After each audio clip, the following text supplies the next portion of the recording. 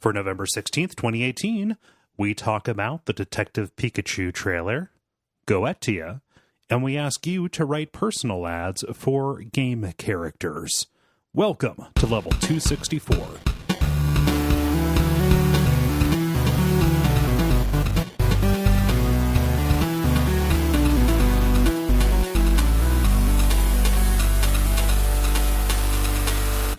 My name is Kole Ross.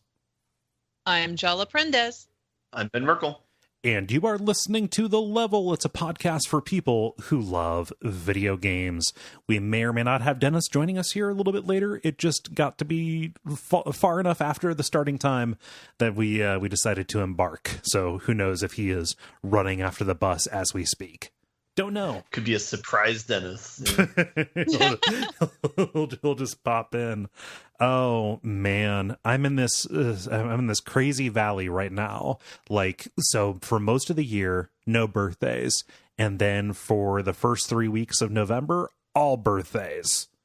The Valentine rush. Yes, I went. That's pretty great. I went to the drug mart by my house to buy cards, right? And I was like, I walked up. I won't say how many cards. I won't say for who. I'm not going to blow up anybody's spot. But 80% of my birthdays fall within this period. And I said, like, yeah, I just have a lot of birthdays. And the person on the other side, they had the gall to say, oh yeah, Valentine's Day.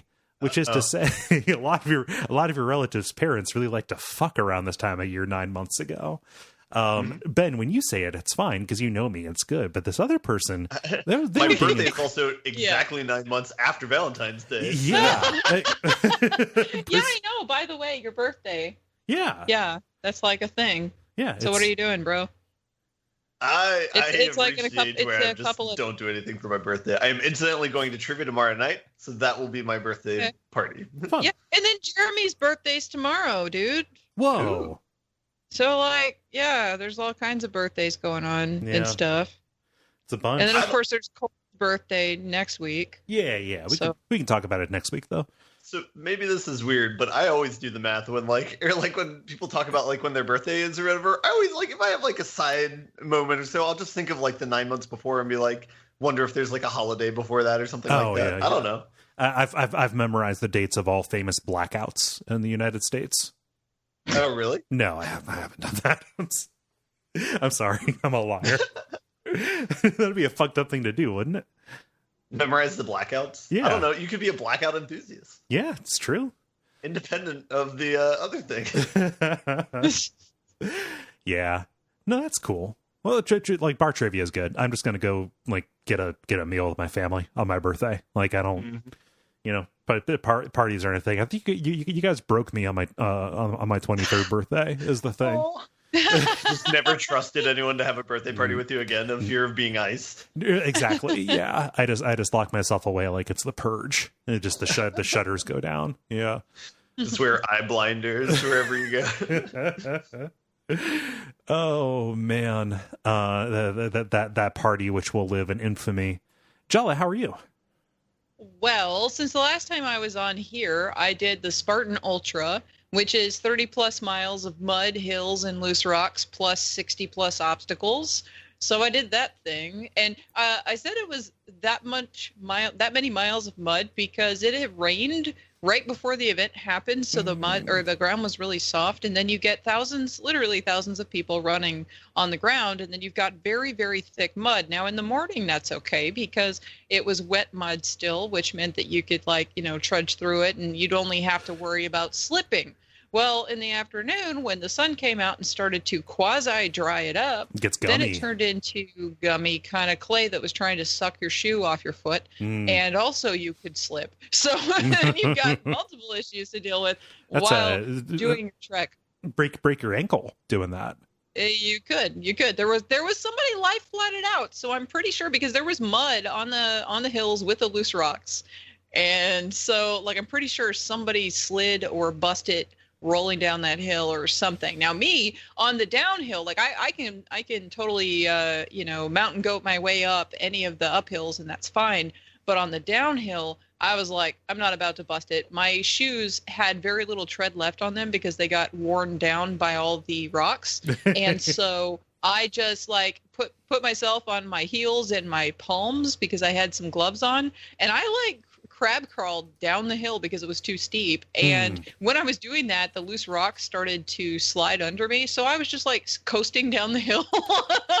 So that was a thing that happened. Yeah. But I did not bust my ass, and I came back unscathed, and it was nowhere near as hard as the Wildflower 50K that I did, where I got dehydrated and was totally alone. So, you know, I can't complain about that. But also, this last Sunday, I did a Veterans Day rucking event, and my ruck club went to give donations to homeless veterans for U.S. Vets, which is a local charity organization. Cool. So it was really nice to be able to do that. But we ended up having an issue in the middle of it where we went to this one location, and then like nobody was there. So they called around and got a hold of the people at US Vets. And then they're like, oh, no, you're supposed to come to this other location, which was several miles away. And we had like one person had a dog and a bunch of people had little kids. So it wasn't like just all adults and we could just ruck over there and no big deal. It was actually a pretty big deal. So then we ended up having to use the light rail system to get over there and go drop off everything for that event. So it ended up taking quite a bit longer than anticipated. So, and I also did a painting restoration job the day before. I've been teaching Camp Gladiator and all this other stuff. So when I was talking to some of my buddies during the event, one of them was like listening to me, and he's like, how many jobs do you have? And I counted them off on my hand, and I have 5. So 5 different jobs. I got one main job, and then I've got 5 side hustles. So then he's like, you're Jamaican. And I just like bust out laughing so bad because I was drinking water at the time and I almost spit it out because it was just really funny because I don't get you're Jamaican. Well, that's because you haven't been around like if you have ever been in some place like South Florida or something, you know. Okay. Yeah. Like it's something that I would understand because I've lived around, you know, people from the Caribbean. So it was really funny to me. But anyway, so yeah, it was a pretty entertaining time. But yeah, so but we did get the donations over to all the people who really needed it, which was really awesome. And I have to give shout outs to my family for donating. It was almost all my family and then also Greg. So Greg or Soulblazer, he also gave a donation. So thank you very much for that. That's great. Yeah. Yeah. Well, it sounds like guys. Oh, hey, Dennis! Welcome. Surprise, hey, Dennis. what's up? Yeah, This is surprise, Dennis. Yeah, we're still in the banter. I need to check and see which track you're on. Ben invited me to the call. If that's any help. Okay. Yes. Okay. And sorry, I would have hopped on earlier had I known. I was under the assumption of 8:30. So. Oh, oops. Sorry. That's all good. Why were you under that assumption? It's been our time forever, hasn't it? No. Curious. Yeah, it's been 8 for a while. Well, we can talk logistics afterwards. Yeah. How are you doing, man? We're still in the banter portion of the show. Good. Well, I joined just in time. Yeah. No, I'm doing well. I think since we last talked, we have started potty training for Milo. Okay. That's been an adventure. He's ready for it though. He's been much easier than Luke has, but an adventure nonetheless. Is it is it the case that because he is the younger one, he has the role model to look up to? Like it seems more realistic because he has seen Luke perform this miracle. It can be done. I've seen it done. Yeah, no, that's that he can watch Luke do it and kind of is familiar with it from that perspective. He also has a cheerleader because Luke has gone full blown back into like every time Milo pees, Luke is like over the moon and so excited. Mostly because he gets to flush a toilet because Milo is not strong enough to pull down the handle on his own. Oh, okay, yeah. So Luke has a role to play and is thus a great encourager. Yeah, I remember being a little kid and just being enchanted by the idea of levers and buttons. Yeah. Yeah. It's loud. It's wet. There's bodily fluids involved. Like there's nothing not to love from Little kid heaven. Yeah. So that's been an adventure. There's been a couple gruesome potty mistakes that we've worked through, but otherwise pretty good. Yeah, that's really the only large thing. I had a big project delayed this year, which freed up some time, which is nice. So I can be here with you, lovely people. Fantastic. Ooh. What's cool having you here. Ben, I haven't heard from you. I mean, other than your trivia plans. Yeah. I guess the latest news is my dad was visiting Overtown over the weekend. Mm-hmm. So I was an Austin tourist once again. So I got to take him around to basically my favorite spots, which is nice for me. So I get to go to my favorite spots. Mm-hmm. But yeah, it was a good time. His birthday is a week before mine, so we scheduled the visit in between our two birthdays. So that's good. That was also fun. Yeah. It's always nice when you can combine. Mm-hmm. Yeah, that's cool. Mm-hmm. Yeah, no, and I really don't have an awful lot going on. I think I started by talking about the birthday alley, and that's very much what's going on right now. Can you talk about your possible cat? I don't want to. So I can leave this in. I don't want to get people's hopes up until I seal the deal. Okay. I've shared pictures of the likely candidate though, and her nightmare eyes. So hopefully, hopefully things work out. And if they that do, can be my nightmare. Yeah.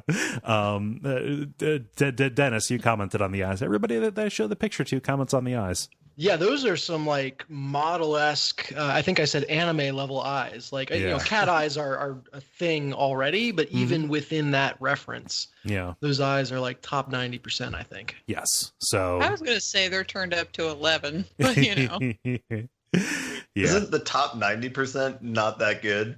90th percentile? There we go. Yeah, there. Yeah. So if it works out, hopefully it works out. I've already, I shared the picture during a Hex Crank stream, just because I was talking about it there too. So hopefully next week you'll be hearing. Cole. What's that? Seal the deal. Yeah. I'm just afraid that. So I went and saw her on Friday last week, and then I'm thinking, okay, I'm going to go back, and I've just been checking the website trying to see if she was adopted. Since then, she hasn't been. So I just want to go and spend more time with her, and then I've got stuff I need to pick up because cats need things. And most animals need things is the thing. So, is it really the thing? It's one of the things. Thankfully, cats need less things than most other animals. They're pretty, set it and forget it. Yeah, but you gotta, pet it and forget it. Yep. Yeah. Well, I gotta get a box for it to poop in. I need to get it poop sand. There's a bunch of stuff like that. You just have to talk about poop. There's just like this whole banter is really about poop, isn't it? Yeah, lots of poop. And you were talking about the mud when you were rucking. It's a real. We need help. We'll pull up. We need to pull up, everybody. Well, that sounds like banter to me. How do you all feel about getting started? Let's do this. Okay. We've got the usual show for you, the brief, the multiplayer, and the grind, and we're going to get started with The brief, where we talk about things that are happening in the world of video games around us. Let us see.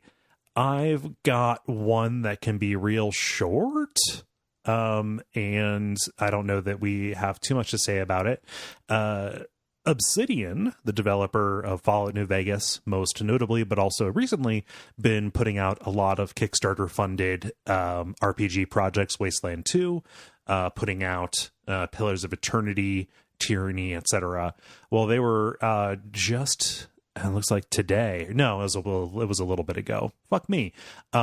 Just recently purchased by Microsoft. So this is one of several studios that Microsoft has purchased. They had a big block at their E3 about buying different studios. I believe that they bought the team that did A Way Out and Brothers. I believe that. Oh, wow. Yeah. I also believe that they bought Ninja Theory as well. Oh, cool. I knew about that one, and I knew they bought the people who did We Happy Few and another indie game you'd recognize. Yeah. No, so they have gobbled up Obsidian as well. They're saying that Obsidian will continue to operate autonomously. Who knows, though? And this probably wouldn't change too much about their game availability, just because most of their stuff was PC leading anyway. So what do we think of this? I'm always scared when a company says like, "Oh, we're not going to change anything at all." It's like usually that means they're not going to change anything for like the first like 3 to 5 years, right? and then it's going to go nuts. We've all seen Wayne's World, like. We're not going to change anything at all, but you guys can do everything on 90% less budget, right? Right. Okay, so Microsoft buying a studio it's easy for me to envision the negative impact, which is available on a smaller series of platforms. Although, like you said, Obsidian was kind of PC forward anyway. It's hard for me to quantify exactly what kind of like resources or whatever this means for Obsidian. Like, how does this? I guess I don't have a good mental image for how this means potentially better games from the developer. I have no idea. I mean, it means more stability for the game company, probably, since they have people who back them. So even if they make like a shitty game, that doesn't mean they have to close down. That's true. So more higher probability for a shitty game, I'm hearing.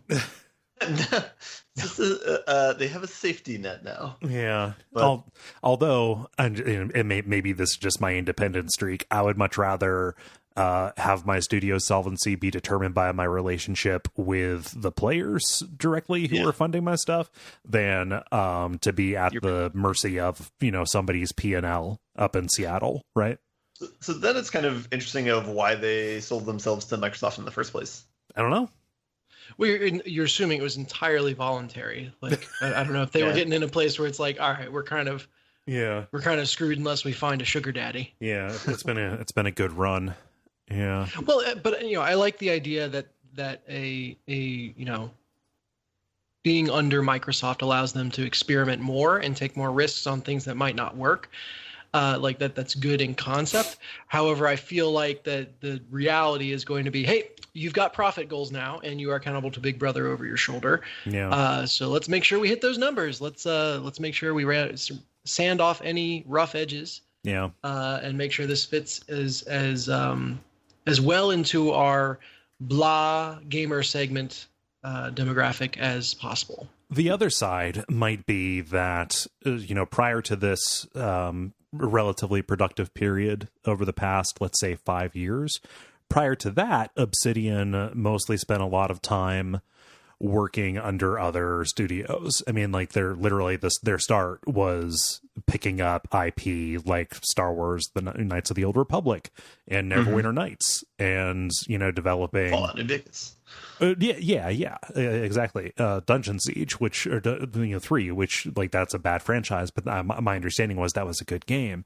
They kind of have experience working under other teams or with other stuff that have interest in kind of like keeping a firm hand on their output and still putting out good stuff, right? So I don't know. Yeah, maybe. Weird. But yeah, they've had a really good. Wow, I said they did Wasteland. I was totally. That's not the case. They didn't do that. Why did I lump them in? Fallout New Vegas. Because the image looks a lot like Wasteland. Yeah, that's true. Who did Wasteland 2? Okay, I need to get to the bottom. I know that Chris Avellone is like he gets his hands into everything, but now I'm curious. I don't know.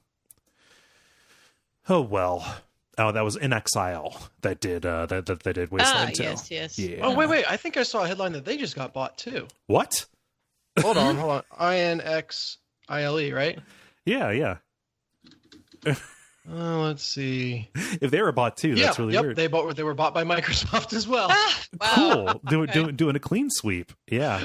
And wait a second, guys. Hold on. As I'm starting to Google developer names here, I can't find a single one that wasn't just bought by Microsoft. All of What them? is happening?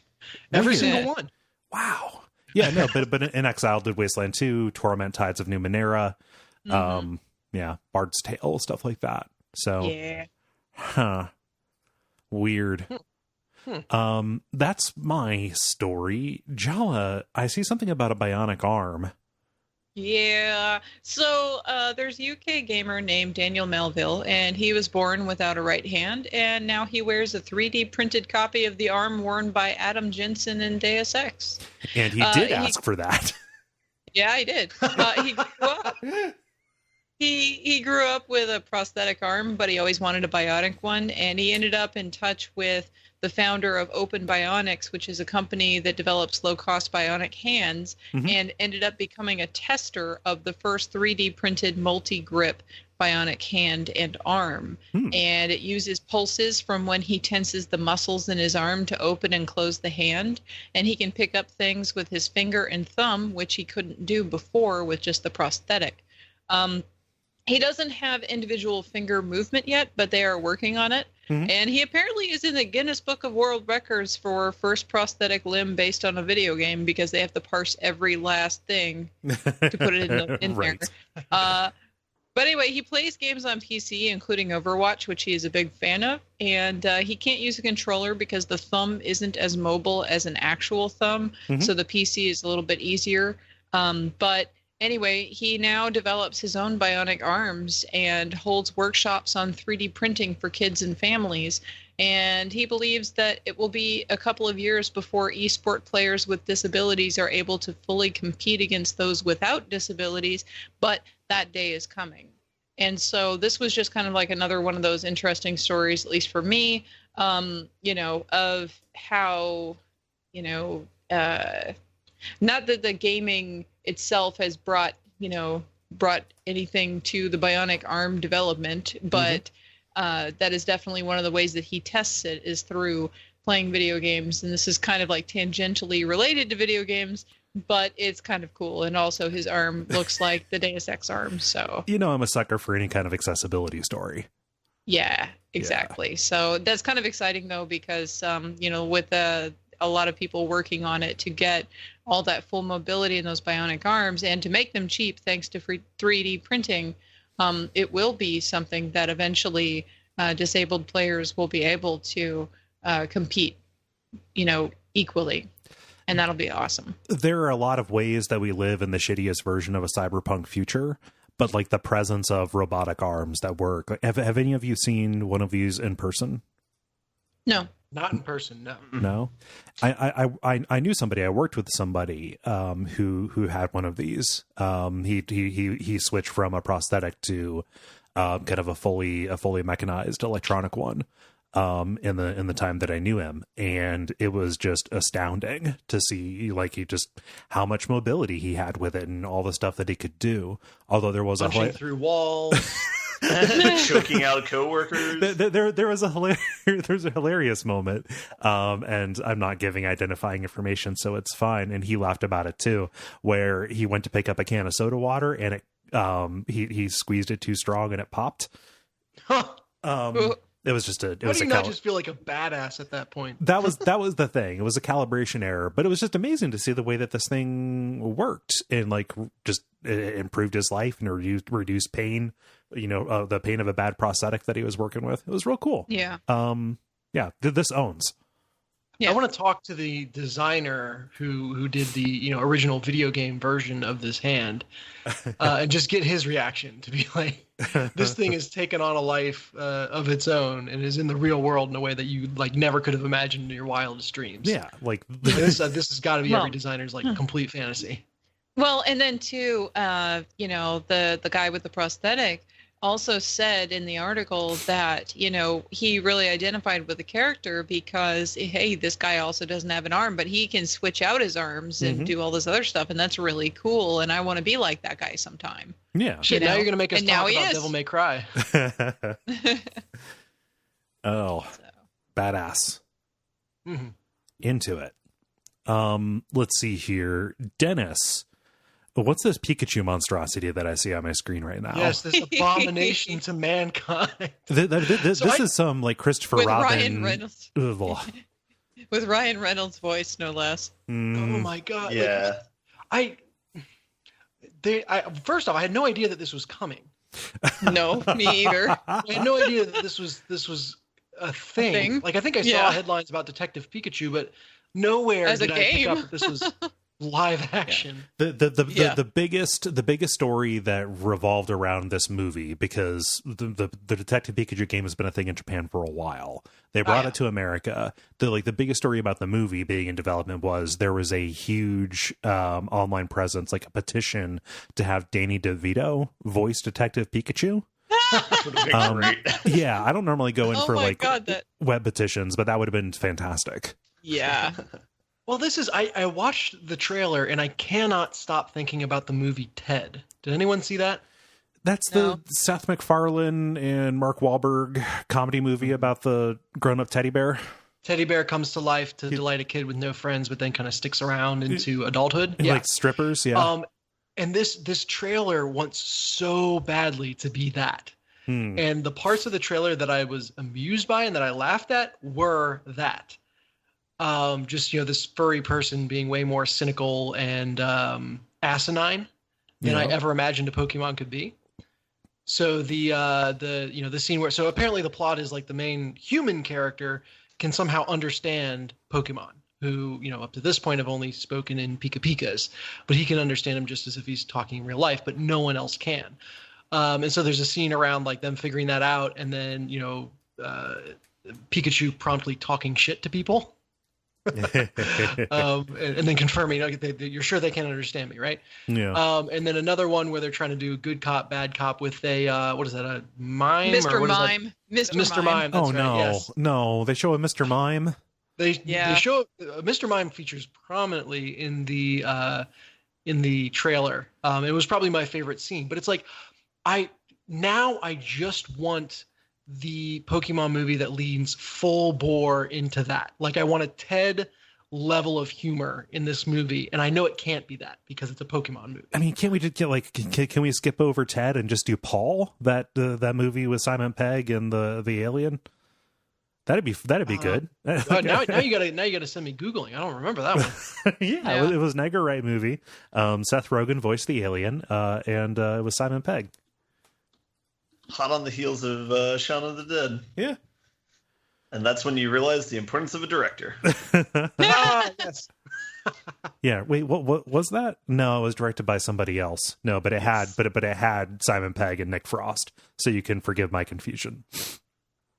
Yeah. But it's just, I think the trailer really is aware of the audience that it's playing to, the people who are going to be deciding to buy tickets for the kids. Yes. Who have fond memories of their own. And just, it has that, and it's just a trailer. So, I could be eating my words in a little bit, but it has that like original Shrek level of wink smile to it. Right. That really hits a sweet spot. And like I said, I wish they could lean all the way into it. I know they can't, but for as far as they can push it, I think they did a great job with the trailer at least. You gone back and watched Shrek recently? It's basically smut. Yes. It's like not Family Feud. Is that the one? Family Feud?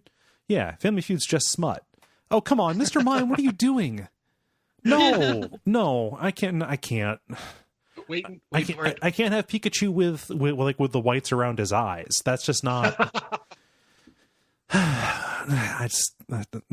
Every day we get further from God. Who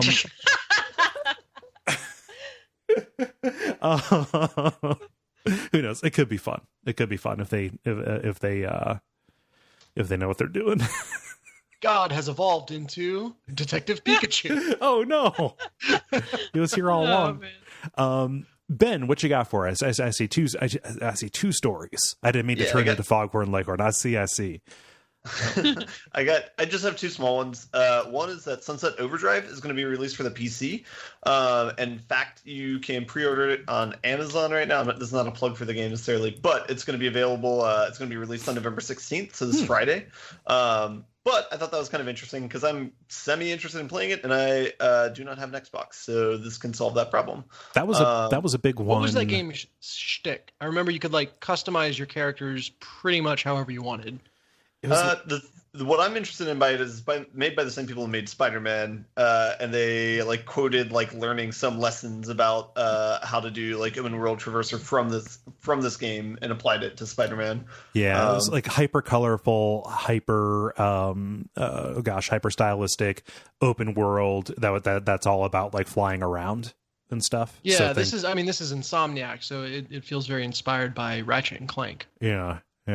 This honestly, like, this is the Fortnite ethos before Fortnite existed. Yeah. So if people are interested in that is an option if you don't have an Xbox. Mm-hmm. And then the other one is they announced a release date for Crackdown 3 that I guess like the third or fourth release date they've announced. Mm-hmm. But this one is February 15th, 2009, so 3 months from now. And it's going to be released on PC and Microsoft. And they showed some gameplay from a multiplayer version that they had, which just kind of like focused on like heavily destructible multiplayer, where it's like you can shoot the platform that somebody's walking on and have it like blow up as they're walking on it. Oh, nice. So, yeah. Oh, wow. It's coming to PC. That's great. Yeah. Hopefully my system will run it. 2 games that are no longer necessarily just Microsoft exclusives. Good. Do you think one of those delays came after they put out that one trailer that had Terry Crews and everybody was like, oh, this game has Terry Crews in it? And like, oh, we just hired him for the trailer. Shit, we need to put Terry Crews in our fucking video game, don't we? Like, yeah, you kind of do. So, in reading the article, it mentioned how like the initial release date for the game was back in like 2016. So it's had a lot of delays. But... Yeah. Huh. Well, the original Crackdown was a lot of fun. Maybe this one will be too. And that sounds like a section to me. Multiplayer. Now it is time for the multiplayer, where we ask you a question and then you answer it. Jala, what is the question that you ask the nice people? I decided to challenge everybody to get a little creative and write a newspaper dating ad for your favorite video game character. Let's see here. We didn't get a lot of responses because of a weird little hiccup on Facebook. Apparently not everybody could see this or respond to the post. So this is going to be a little bit shorter of a section. Only the true believers could see it. Well, I mean, I don't want to leave anybody out. Our exclusion isn't our thing. I mean, if somebody's a shithead and doesn't believe in respecting people, then yeah. But yeah. Okay.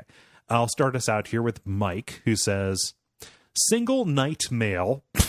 Sorry. And that didn't make sense until I said it out loud. That's very good. Okay. A single night male seeks companion for long walks through Darkroot Garden by day and dancing and dining in Ulasil Township by night. Must love dogs. No abysses, please. Well played. Yeah. Knight Artorias. Woohoo! Yeah, very good. Abysses sounds like a horrible slur. Right. Hey, Jala, the image for this is a dating ad placed by Kermit at Muppets.com, which I am in the process of emailing right now. Where did you find this? Oh, the thing. I don't know where I came up with the idea originally, but I got the idea last week. And I was just like Googling for, like newspaper dating ads. And I was scrolling through a bunch of them trying to find something that looked fun. And so I saw this one and it was great. So now that we've talked about it, we have to actually read what it says. Okay. So Swamp Frog seeking hip, fashion forward swine for long-term relationship. Must be fun, flirty, speak French, and know karate. Must be flexible enough to mix it up. Like to have twins someday. If you are my match, let's talk. Kermit at Muppets.com. Oh no, I just thought about what the offspring of Kermit and Miss Piggy would look like. Oh no. No.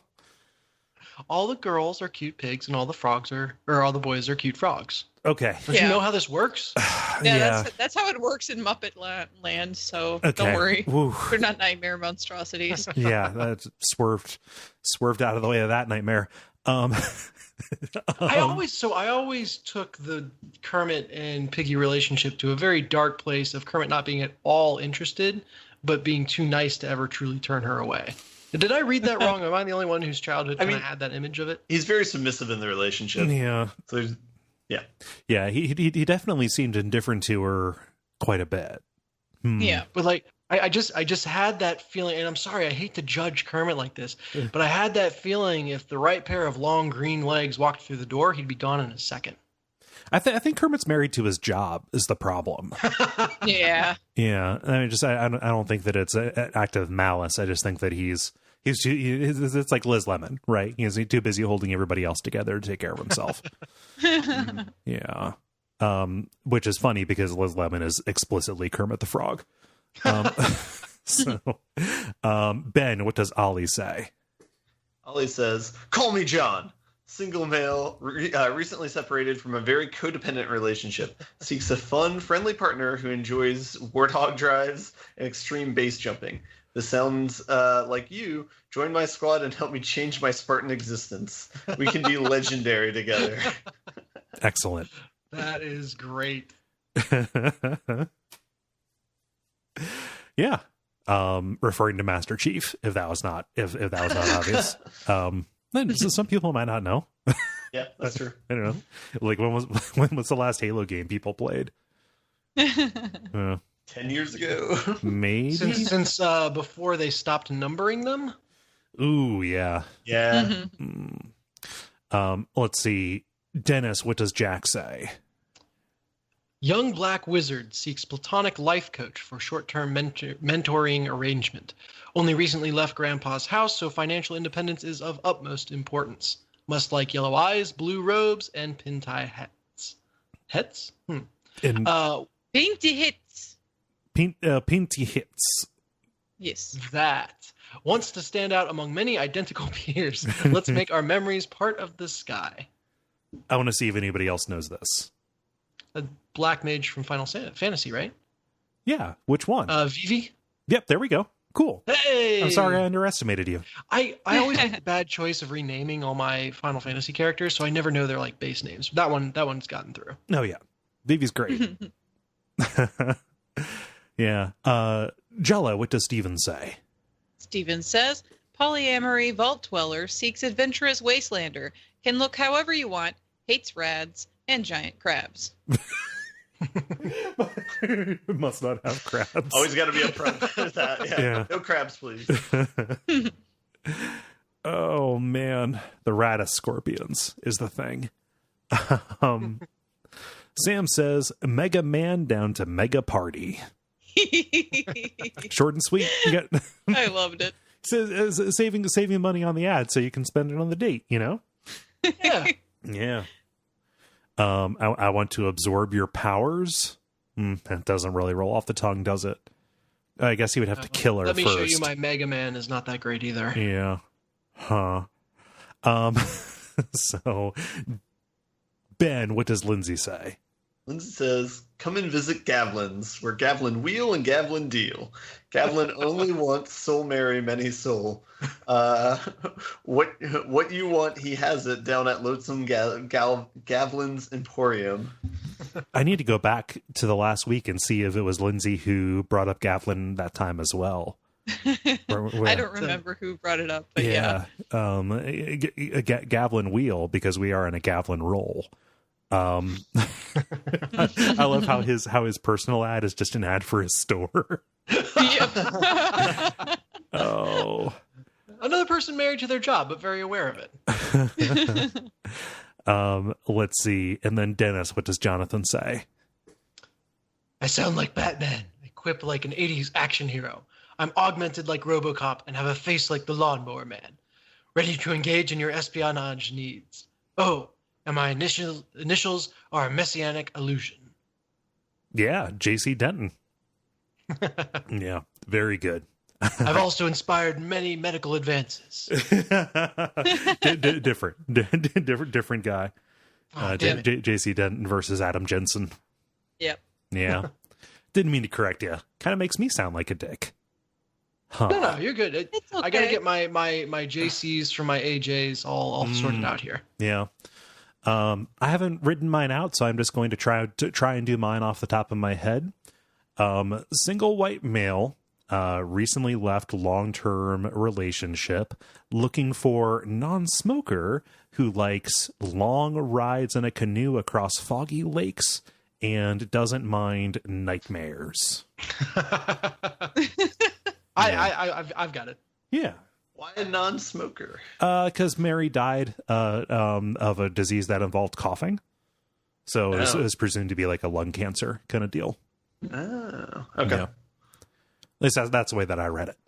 It was a bit of a reach. Her like nega version, was she constantly smoking?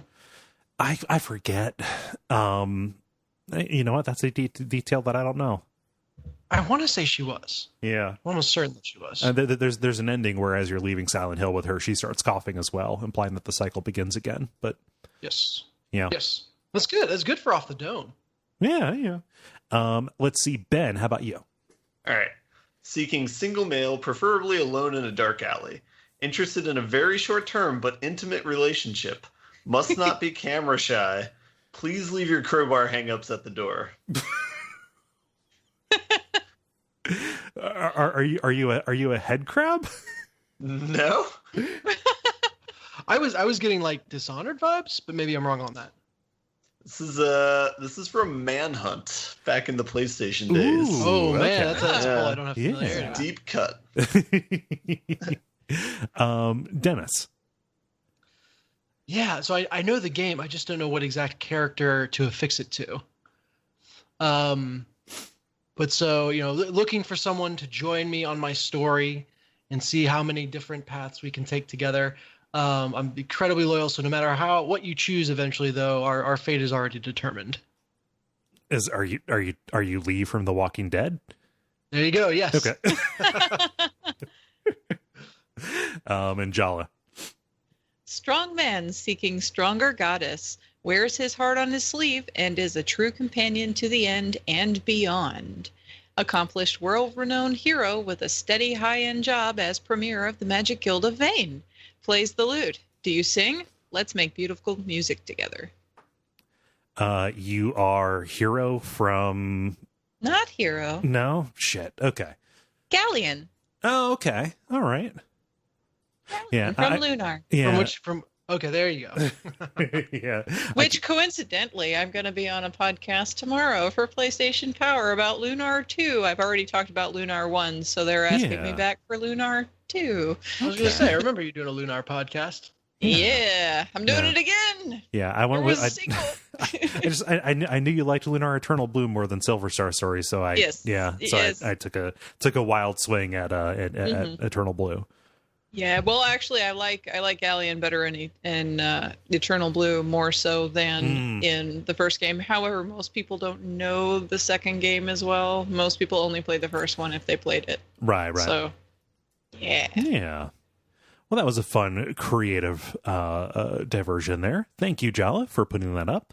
If you would like to participate in these in the future, go to facebook.com/thelevelpodcast and watch for the prompts to go up on Monday afternoons if Facebook decides to show it to you and if Facebook decides to let you respond. Sorry, guys. And I'm sure a lot of people's imaginations are going who didn't previously see the question. Yeah. Totally post those. Yeah, post those for sure. Won't get on air necessarily, but it will make us very, very happy. Yeah. Impress your friends. The grind. Now it is time for The Grind, where we talk about the games we have been playing over the past period of time or so. Jala, you've been away the longest, so I'm going to go with you first. Okay, so I realized that it's been so long since I was on here that you guys didn't know that I finished playing the rest of Heroes of the Monkey Tavern. But I did, and it's a dungeon crawl.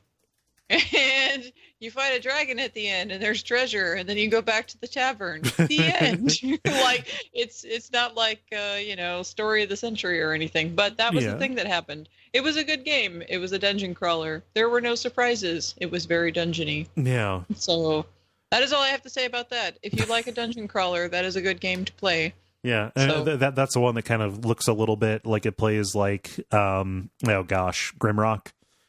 Yeah, it plays sort of like Grimrock. Yes. So that's the thing.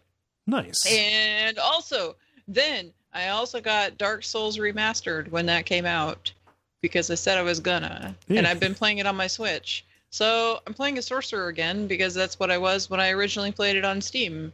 And I played around in Undead Burg, and I just kind of like stopped before the first actual boss. I just got really, really busy and then real stressed, and so I switched to a different game from there. So I haven't gotten back to that just because like I've been very busy, because with the holidays, like one of my jobs is I substitute for people at Camp Gladiator for trainers who cannot make it. Now with the holidays and with travel and people being out of school and people coming into town, like I've been working like a full, like 2 jobs full time on top of all the other things that I do with myself. So I could not devote myself to the level of stress that would bring to me. So I set that down for a little while, and I played something else very like stress-free, Semispheres.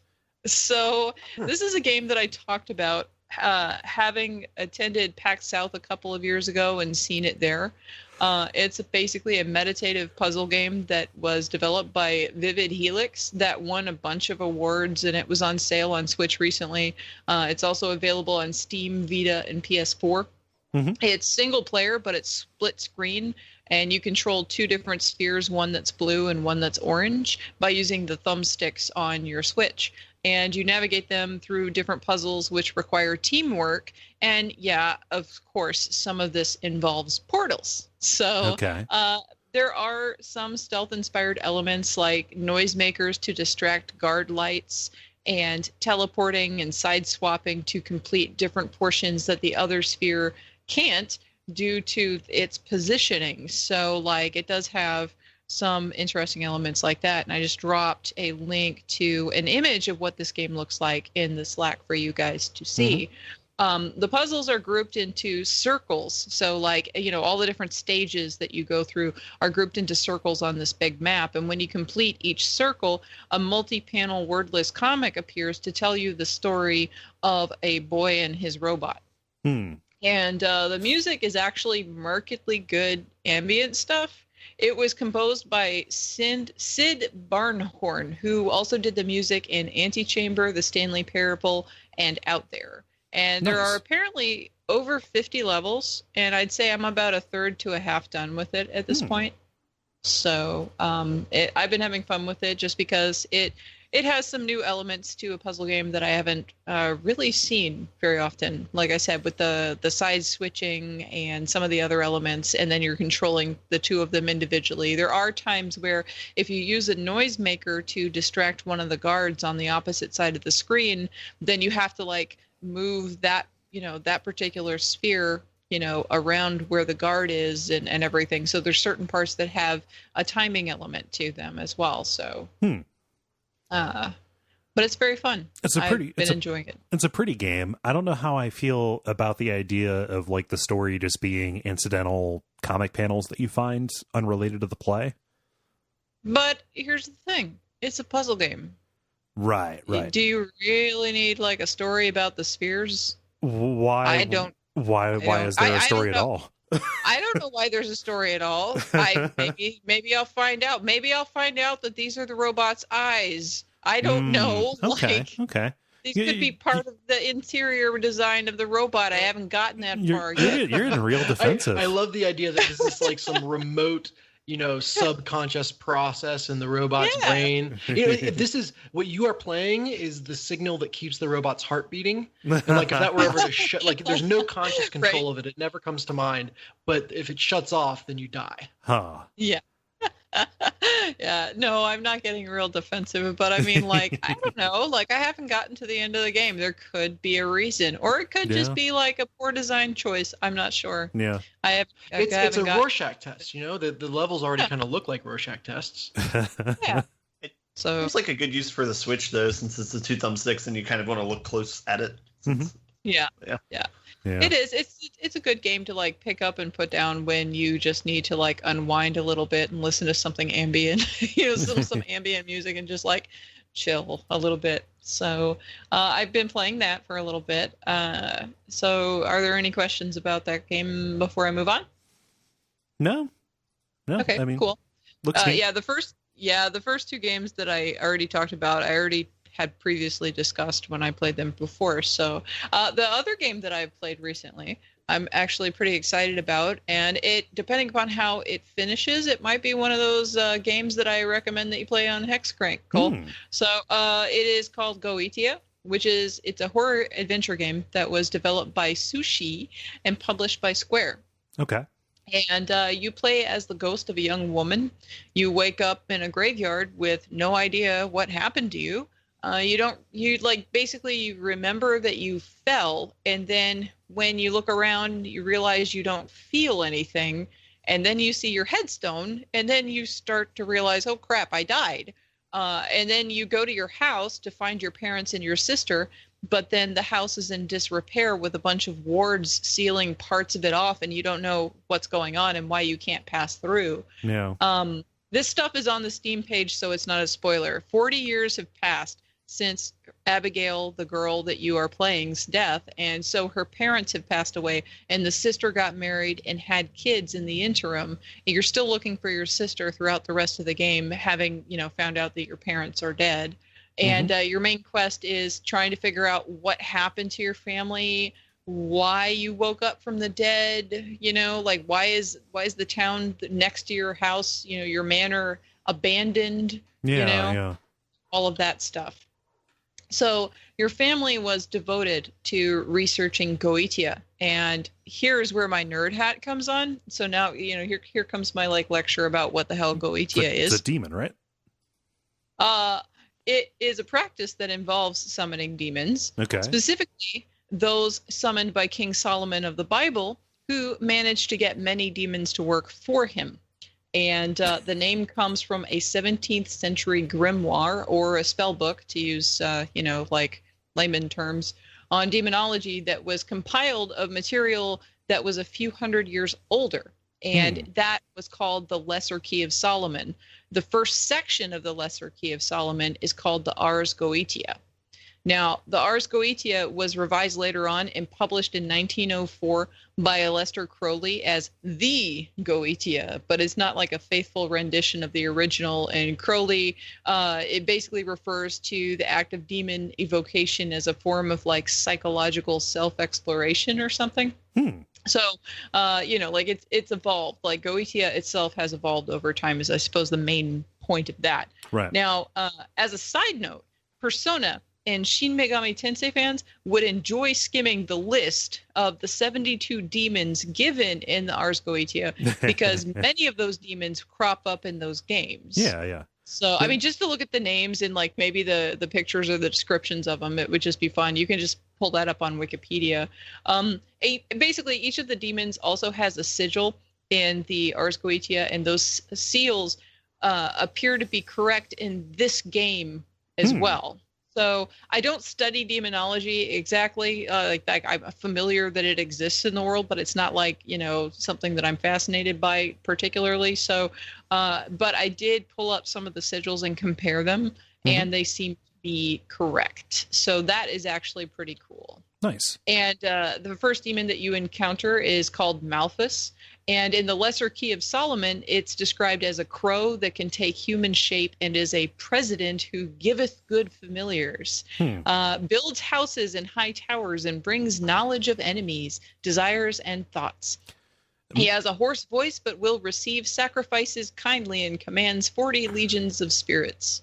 And the illustration of him is really kind of hilarious because it's a bird with a bricking trowel.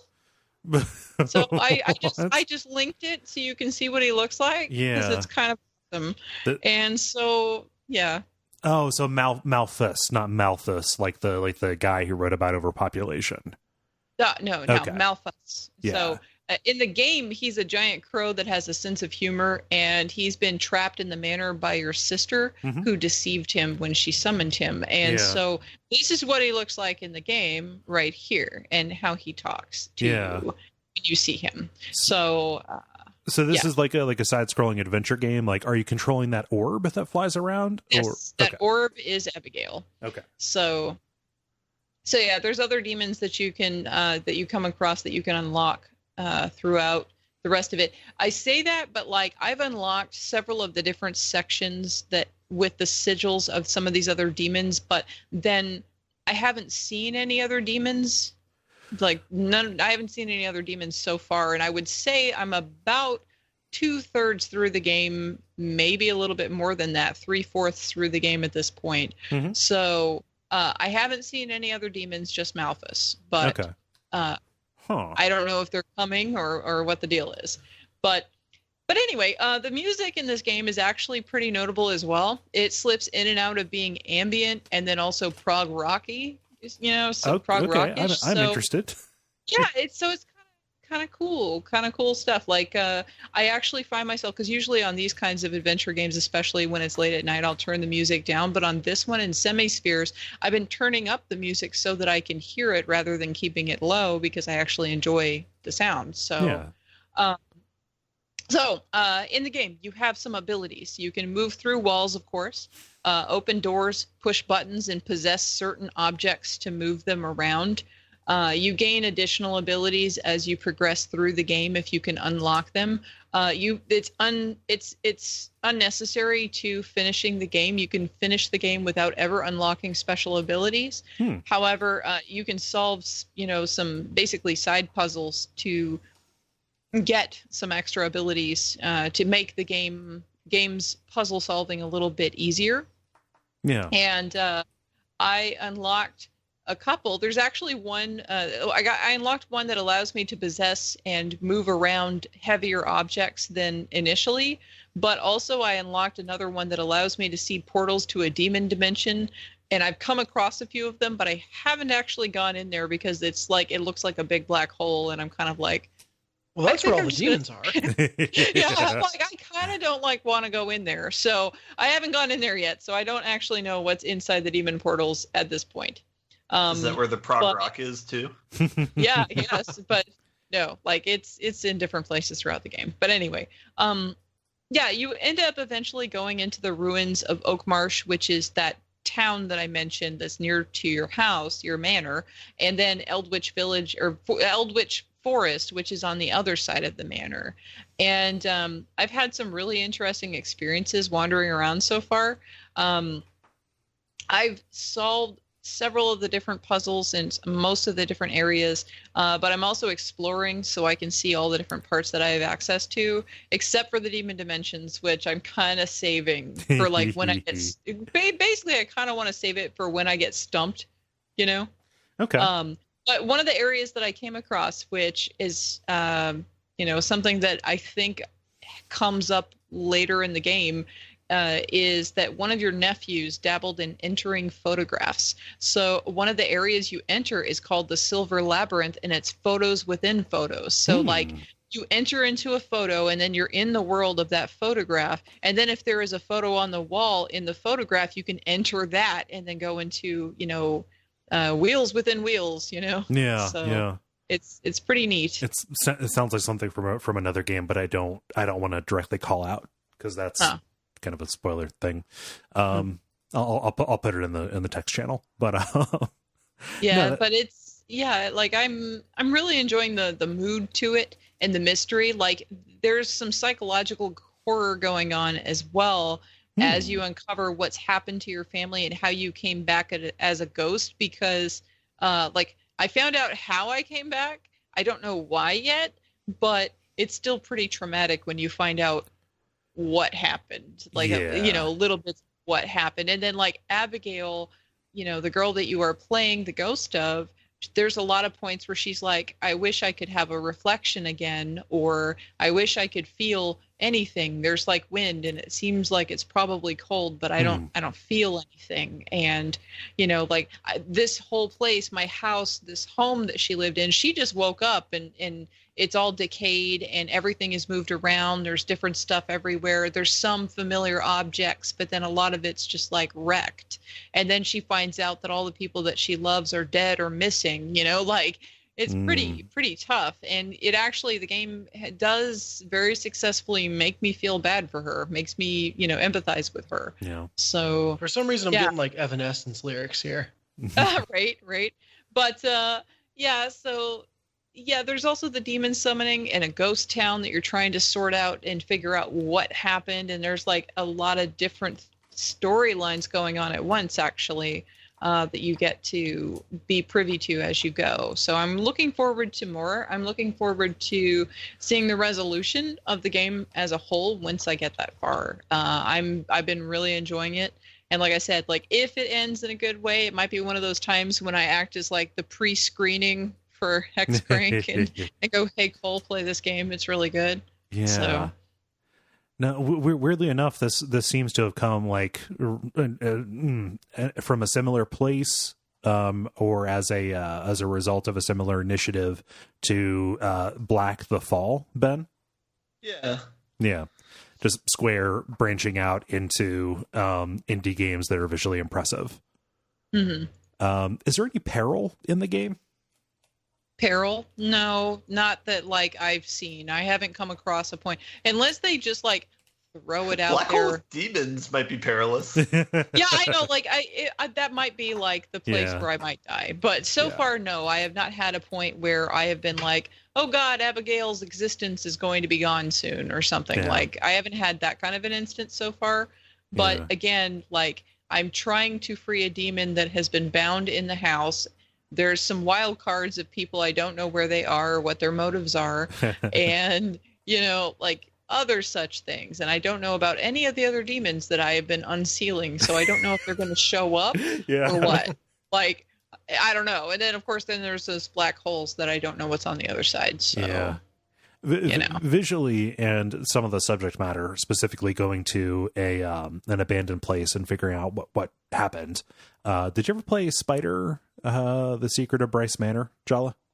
No, I don't even know what or where or when. It's an iPhone game where you play as a spider who is working his way through a mansion, and it was kind of an early iPhone game, but I believe that it's still available. It is a very neat game, a very beautiful game, and I get the same vibes like looking at the videos and screenshots of this. So cool. I was just curious. Yeah. Yeah. So that's what I've been playing. You guys have any questions about that? No, I think for science, you need to go through those black holes the next time you play and report back. I do. I will when I get that far. But like, you know, I've been just like poking around trying to figure out all the puzzles and things. And the thing about the puzzles, and I'll mention this now, just in case you do decide to play this, Kole, or anybody listening, is you really have to kind of pay attention to what objects are around that you can possess and just note where they are. You don't actually need to possess every object that you come across, but you need to remember what and where, because you will need to, you'll be like, oh crap, there was this thing, you know, this item that I needed, and I don't remember where in the mansion it is. And then you've got to wander from room to room unless you remember where everything is. So I would almost recommend that you take a notebook and write it down, because there have been some times that I'm like, I don't remember where that is. Yeah. I've got to figure it out. And sometimes I'll just like Google it and figure, you know, like, try to find where it is just on Google, just to pull it up, because I don't want to roam the entire house looking. Yeah, I like the idea, like the idea of another game doing object possession, because I've not played a game other than Ghost Trick. What's that? Ghost Trick was. Or no, yeah, never mind. You're right. Yeah, I thought it was Phoenix Wright game for some reason, but that's not correct. It's the same guy. Like just it's the same guy who made it. So you're not off base too much there. No, but like Ghost Trick, and then basically nothing else. Like I know there's that GameCube game that nobody played called Geist, where you haunt. What about Beyond Two Souls, Kole? How quickly we forget Willem Dafoe That's and Ellen motivated. Page's masterpiece. Motivated. A lack of recollection. Oh man. Yeah, well, Ghost Trick played out very differently than this game, and the vibe of Ghost Trick is very different. Both of them are very enjoyable, but they're vastly different games for sure. Yeah. So, but they do have that element in common for sure. Yeah. It's not as much timing based in this game. It's not like you have to, like, I haven't come across any puzzles that require timing or, you know, stuff like that the way that Ghost Trick would. Right. So this one's a little bit more, I hesitate to say casual. I guess like less pressed, like, you know, less you know. Demands less dexterity. There you go. Okay. Yeah, because I don't really want to say it's more casual because it's actually a pretty engrossing game as you're reading through. And like, okay, real talk, I very often get bored reading all the little letters and shit that people drop into games like this. But in this game, I'm actually interested in reading all the extra stuff that they give me. It's kind of like a gamble as to whether or not I will actually be interested to read it most of the time. But in this game, I have sat and read every single piece of whatever, correspondence or a piece of a book or whatever that they've dropped for this. So nice. So Goetia. I said Goetia, but I don't know. It might be Goetia. I don't know. Yeah. Nice. Tomato. Goetia. Oh, there's a demon. No, every time. The second one. It was the second one. Cool. And that's everything off of your list. Yes, it is. All right. Dennis, you were not here last time, so I'm going to throw it to you. Yeah, I'm happy to jump right back in. Guys, I have jumped into the hottest new open world game. That's right. No Man's Sky. I've started playing Mad Max. Oh, okay. Hey! That game is sweet. Yeah, it's been... I tell you what, it is rare for me to play a game and be impressed by like the technical side of it. That just, it's computers are so powerful now. It's hard to do something that's like, wow, that's really impressive. But the first time I got into a road war, I don't know what you call it, like a fight in my car, playing Mad Max. And kind of, you're driving from point A to point B. Suddenly, you're surrounded by these like crazy war dogs in their spiky cars that are trying to run you off the road. And you stop paying attention to where you are driving, and you're focused on just trying to like maneuver, knock them off the road, kind of ram them, and all that stuff. The amount of ground that I covered in that fight, like I wound up on the complete other side of the map from where I had started. Panting with like virtually no health left, destroying the final guy at the last moment. And it just amazed me how wide ranging the vehicle combat is. Like, it is the open world in this game is truly massive because it is meant to be driven through in a car at top speed.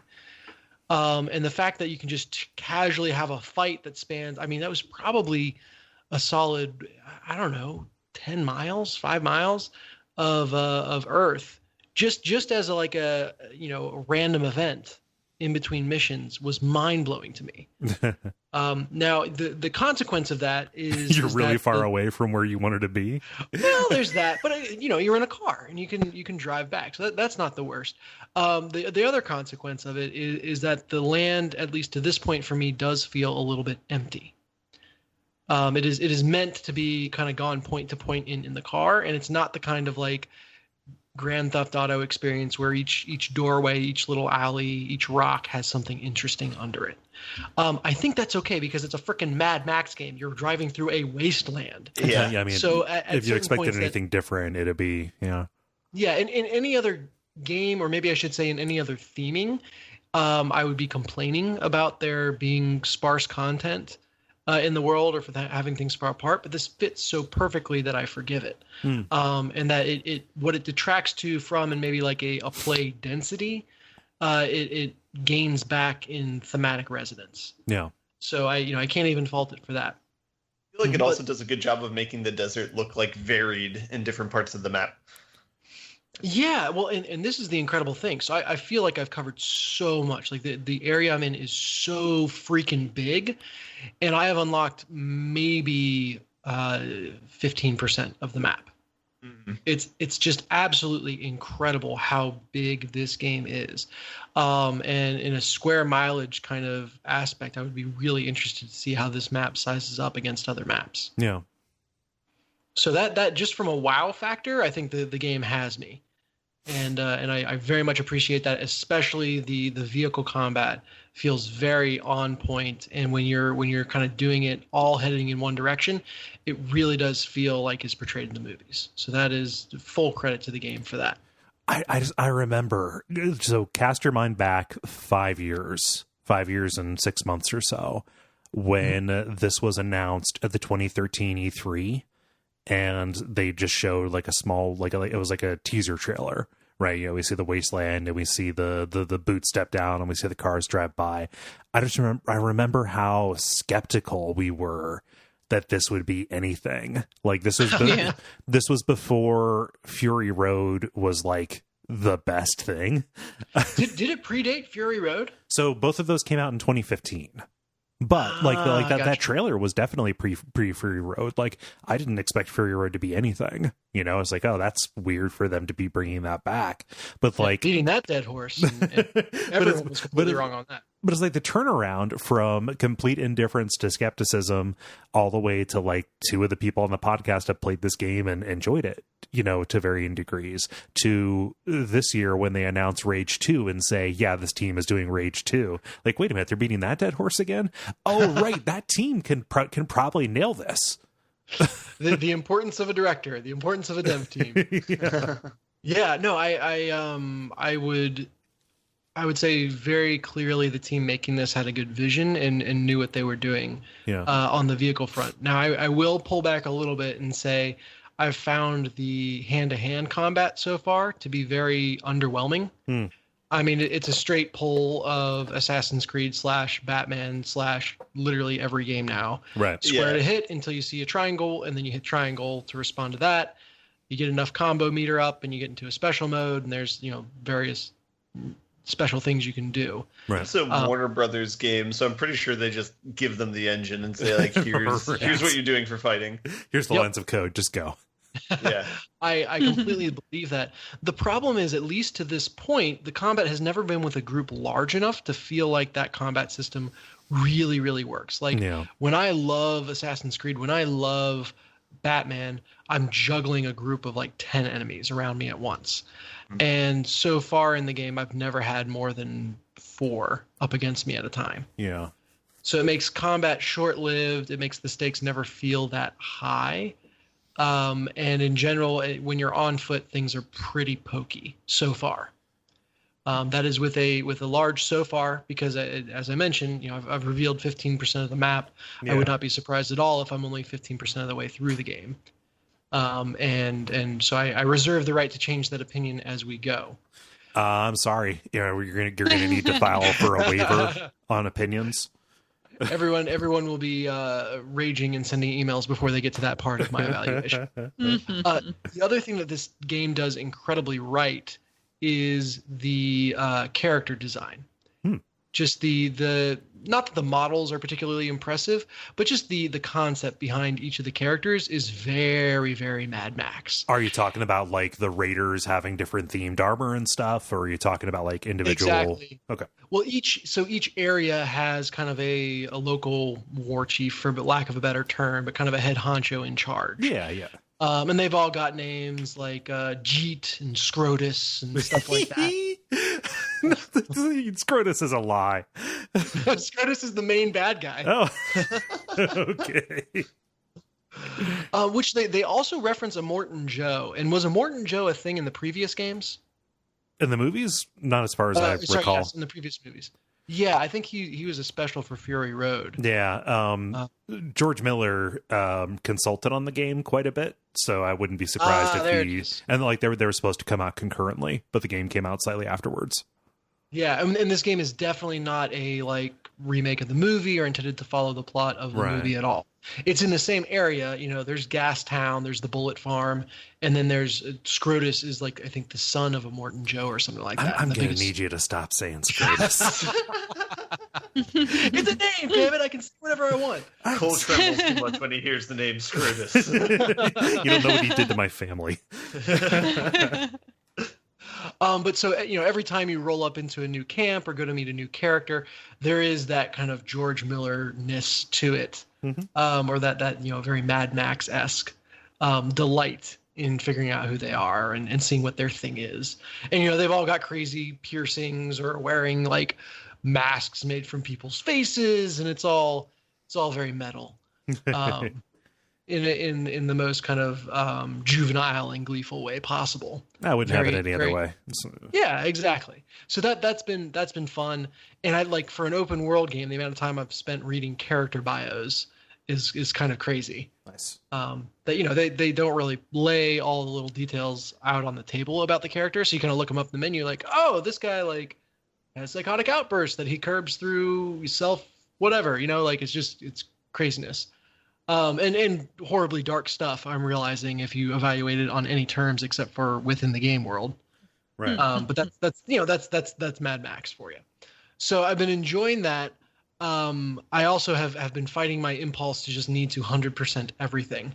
And I'm having flashbacks to Saints Row 3, where I was like, oh yeah, this game is fun. It's like a slap happy GTA. I don't think I'll play it that much longer. And then I went on to literally 100% that game. I'm kind of sensing that for Mad Max. So you will, come on. I really we know. The game is good in the long run. So that's the first one I've been playing, and the big new one that I've been playing is Mad Max. Yay. Any questions or Ben, any commentary now that you've had some time to reflect on that game? How far did you get in it? Did you finish it? So I'm pretty sure I 100% of that game as well. Like, because after the main story, there's like regions and stuff, and kind of like Saints Row, there's a bunch of like finish all the things in these regions if you want. And so I think I put in 84 hours, and so I'm pretty sure I 100% of that. Yep. It's sweet. Yeah, I really like that game. Mm-hmm. I don't have any other questions. That's Mad Max. The other game that I've been continuing to sink time into is Atlas Reactor. Okay. Mm-hmm. And if you guys remember, this is the turn-based character kind of team fighter. I don't want to call it a MOBA because there's no creeps, and it doesn't have a lot of things that most MOBAs have. But in terms of like the character pool, all with different powers that you form teams with and then kind of battle each other, it's in that vein. And when we talked last, we knew that Trion Worlds, I think it's Trion, had been sold. That's the developer of the game. And the fate of Atlas Reactor was uncertain, especially given that it kind of has fallen in the shadow of bigger games from that developer. And I'm very pleased to say that it seems, for all intents and purposes, like Gamigo will continue the ongoing support of Atlas Reactor. So that's a huge yay! Yeah. Yay! Because I super duper adore this game. Nice. It scratches a strategic itch that gets at the best kind of getting in your opponent's head parts of Overwatch and MOBAs without any of the twitchy execution, mad aiming skills that are required for those games. Which is the sweet spot that I kind of need to be competitive. So I really appreciate it. Yeah. You can, on the plus side of that is you can never blame anything on lag. You've got 20 seconds to plan your turn, which is more than enough time if you have any kind of idea of what you want to do. Yeah. And then everything plays out in front of your eyes once it's locked in. Nice. Which is kind of cool to see. And there's a lot of interesting magic behind the scenes happening to show the turns playing out. So that you kind of have to, even if someone dies in the game, they still get their attack off for that round. So you're gonna, once you survive to a given round, you're gonna be able to do your next attack or your next thing, no matter what, even if you get killed. And so the computer, after everyone locks in their move, is deciding which attacks to show first to get the best, most natural sequence of events. So that, if someone's going to get killed that turn, they need to shoot before they're killed so that it doesn't look weird. Or if someone does an attack with knockback, the person that's getting knocked back needs to make their attack before they get, knocked around for whatever reason, etc. But it does sometimes just lead to things where the computer can't smooth it out and there's too much going on. And then you'll have a character kind of attack, get killed, then attack, and then just kind of burst into flames and disappear for no good reason. But I've been impressed. I'd seen a lot of people saying dead game, queue times are really long, that's no good. And I have found that to be not true at all for the non-ranked PvP mode. So just kind of the vanilla game, I've never waited more than a couple minutes to get in. Very, very much on par with League of Legends or really any other game that I've played. So that's great. Yeah. The problem, however, is I've unlocked now ranked mode, by which I mean I saw fit to spend, I think it was $15 to unlock every character in the game. Okay. Which for a character-based game, like that's huge. That's cheap. Yeah.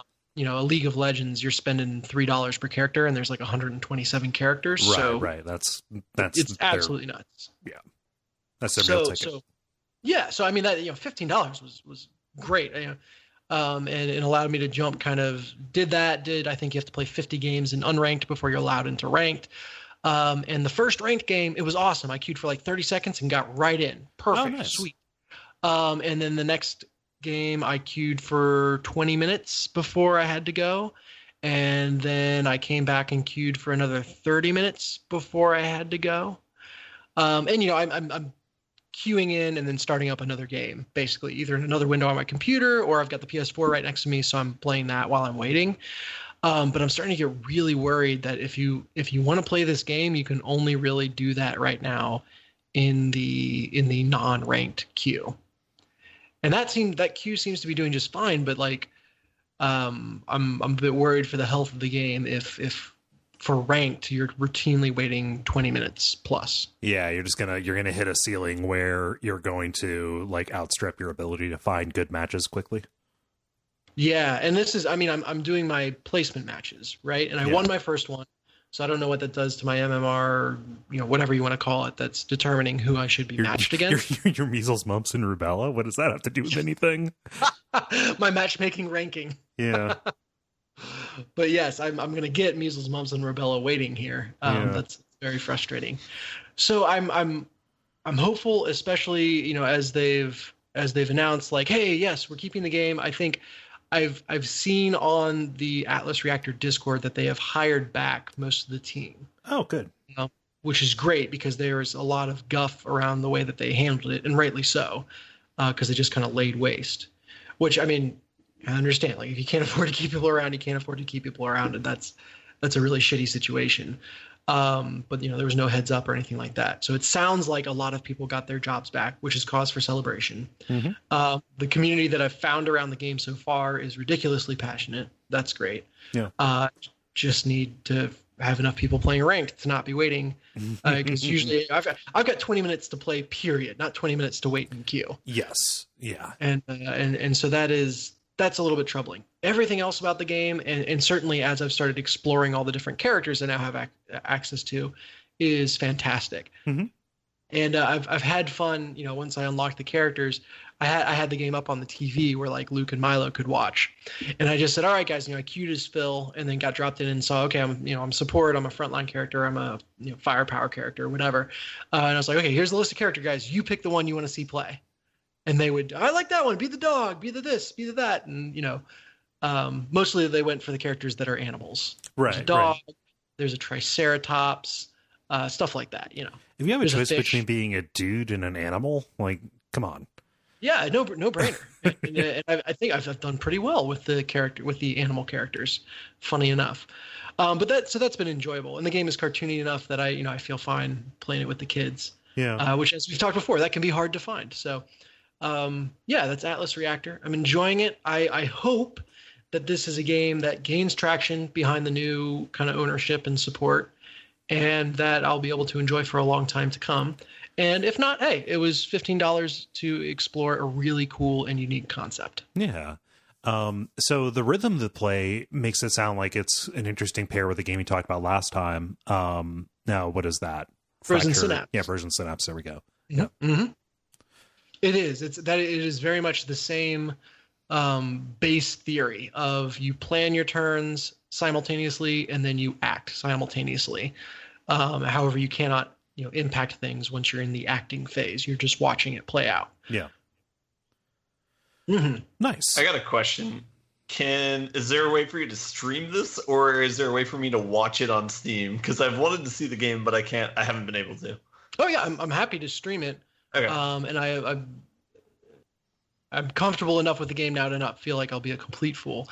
I think generally those games, it's like I spend so much time just figuring out like the whole roster characters and everything like that.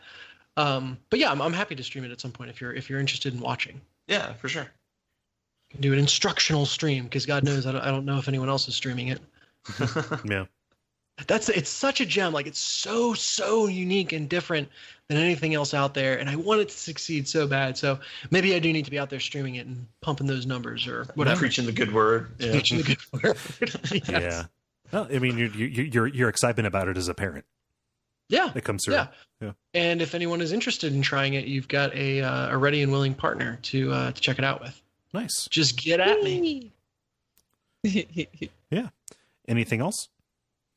No, those are really the 2 games I've been playing. Cool. Ben, how about you? I also have 2 games that I've been playing, maybe 3. I've been playing Rocket League. Won't talk about that. I've continued playing Left 4 Dead 2, and that's been fun. I played with Dennis a little bit last night. But yeah, that's kind of taking the place. Now it's like, instead of doing all Rocket League, it's kind of like do a campaign of Left 4 Dead and then do some more Rocket League. That's cool. So yeah, that's like a fun, casual multiplayer game to hang out with friends and do. I almost like don't think of that as a game. I don't know why. It was just like a chance to hang out with friends. Yeah. Yeah, I've been playing that as well. Yeah. Well, yeah. We talked about that at the Watch Out for Fireballs live show. Like, Gary plays that game quite a bit, but it is almost always like a socialize and hang out kind of thing, as opposed to actually engaging with the game. Yeah. Oh, I know why I don't think about it as a game. It's because both the missions we've done, I've died, and they've decided to leave me there while they went ahead. That's right. I remember That was the last 30 seconds of the game. Come on. Everyone, we said we were going to run. Someone threw a Molotov between me and Dennis. I couldn't get to him. Choices had to be made. Yeah, and who threw that Molotov, Ben? I didn't. Oh, I'm sorry. I can't get to you. There's a fire now. All he knows is that it was thrown. Yep. Yes. It's nobody's to blame.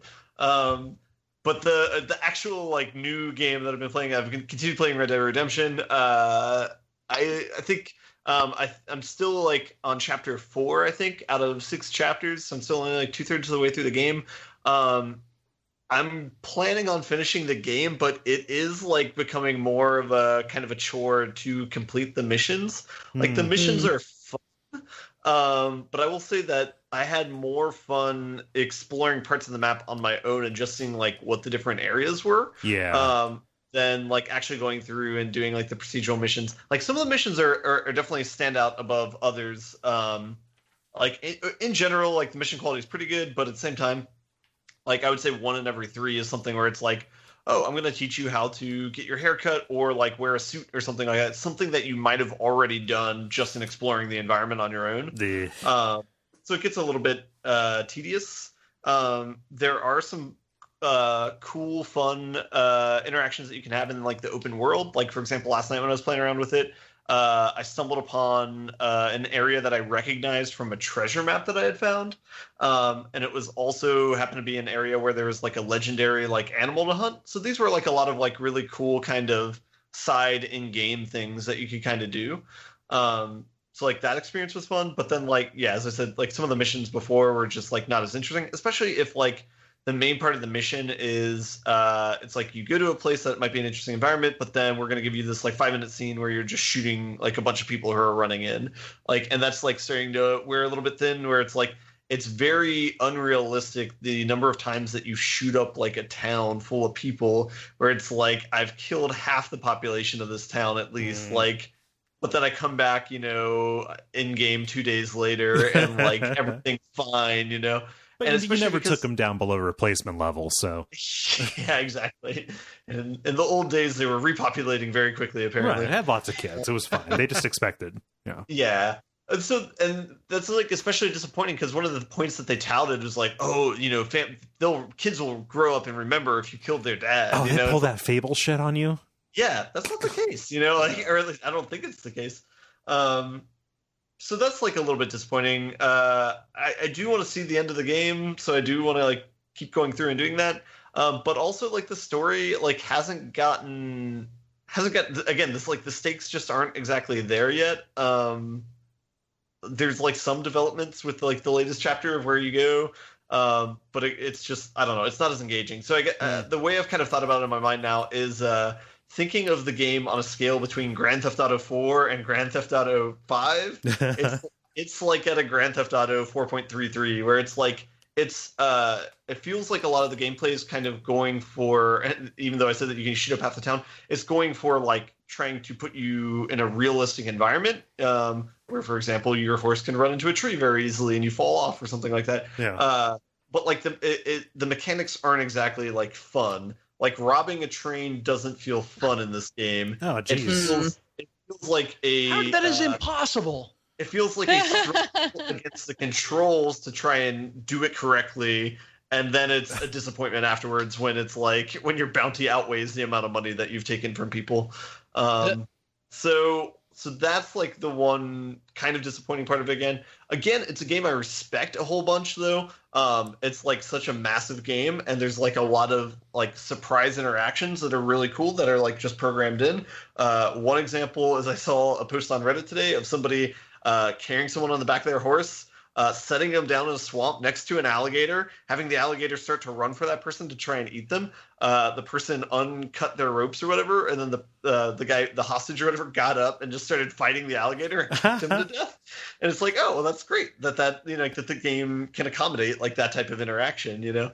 And it is cool. Like myself, like there's been times where like I've hogtied people up, and like there'll be conversations of like, what are you doing? And like if I'm taking them towards a waterfall, they like know what I'm doing, you know, or they'll like react towards it, you know.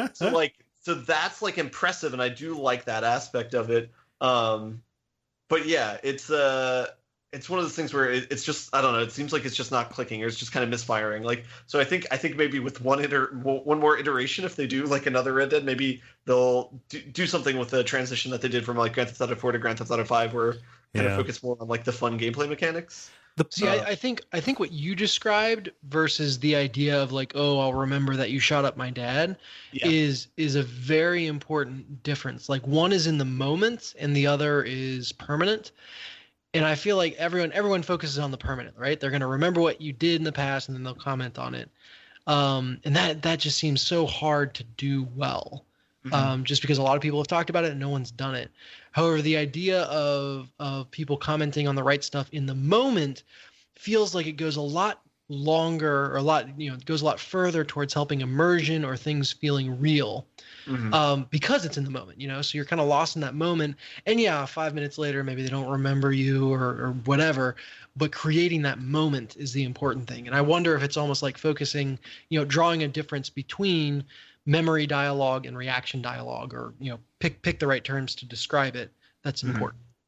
And it's one of those things where it's like they could have designed the game in a way so that to prevent you from doing like things like shooting up an entire town, because there's one section of the map where, without spoiling what it is, there's like a city where you can't pull out your gun, and there's a couple places like this actually in the game, but it's only like 2 of like maybe 10 civilized areas that you run into. So for, you know, like, so they could have designed it in a way to, you know, like even make it more realistic, I guess. But I don't know. But still, you can't, or you may not. You can't. There's 2 places where you just literally can't pull out guns.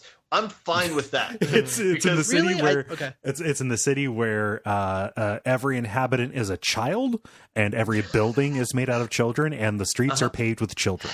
The last part was really hard to get through, but yeah, they did it. I'm not against realism, but it's like if it's at the expense of like fun gameplay mechanics and just doing it because it's realistic, then that's like a little bit questionable, I guess, for me. Yeah. I don't know, like some of the missions are fine. Like there's like there you can do bounty hunts, and like some of those are fun.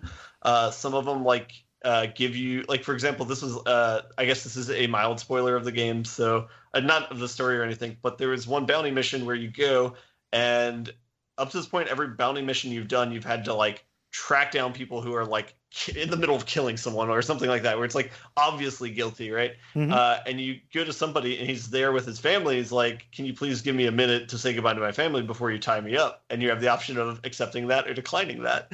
And like, there's like, that was fun. And like, that was a really interesting choice, and it was like immersive. So like that like is a part of the game that like is fine, and that like shines. You let him say goodbye to his family, right?